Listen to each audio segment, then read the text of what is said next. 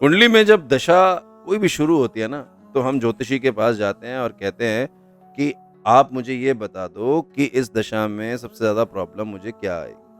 आज मैं आपको ना एक सरल ट्रिक बता रहा हूँ, इतनी सरल है कि अगर आपने समझ ली ना, तो आपको प्रॉब्लम नहीं आएगी। आपको ये समझ में आ जाएगा कि मेजॉरिटी आपकी जो प्रॉब्लम्स वाली है, वो कहाँ से निकल के आएगी, कहाँ सबसे ज़्यादा आपको फ़ोकस करना होगा कंट्रोल करने के लिए।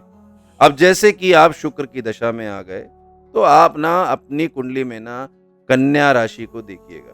कन्या राशि क्यों? क्योंकि ये उस ग्रह की नीच राशि है। जिस भी दशा में आप हो, मतलब जिस भी ग्रह की दशा में हो, उस ग्रह की जो भी नीच राशि होगी ना, वहाँ पे सबसे ज़्यादा नेगेटिव एनर्जी होगी और वहीं से आपको प्रॉब्लम्स आएँगी।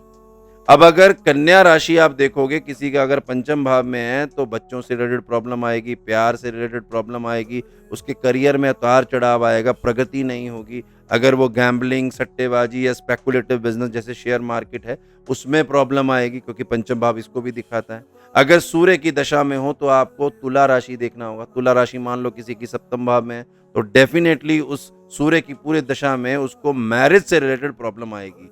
मतलब partnership, marriage, upgradation in the life, जैसे आप किसी काम को अपग्रेड कर रहे हो, उस ट्रांजिशन फेज में आपको दिक्कत आएगी। आपको पब्लिक लाइफ, जैसे कोई अगर बंदा अपनी लाइफ में फेम लेना चाहता है ना, मतलब बड़ा बनना चाहता है, दुनिया की नज़र में आना चाहता है, तो उससे संबंधित अगर वो कार्य कर रहा है, तो उसमें भी अड़चने आएंगी। तो इस तरीके से जब भी कोई दशा हो, उस दशा के स्वामी की नीच राशि को अगर आप देख लेते हो, तो आपको उसकी मेजर जो नेगेटिव एनर्जी जहाँ से पैदा होके दिक्कतें देगी ना, वो समझ में आ जाएगा। और अगर वो समझ में आ गया, तो आप किसी भी सही ज्योतिषी से मिलकर उसका उपाय उस दशा से पहले अगर शुरू कर लेते हो ना, तो प्रभाव पे ना बहुत इम्पैक्ट आएगा।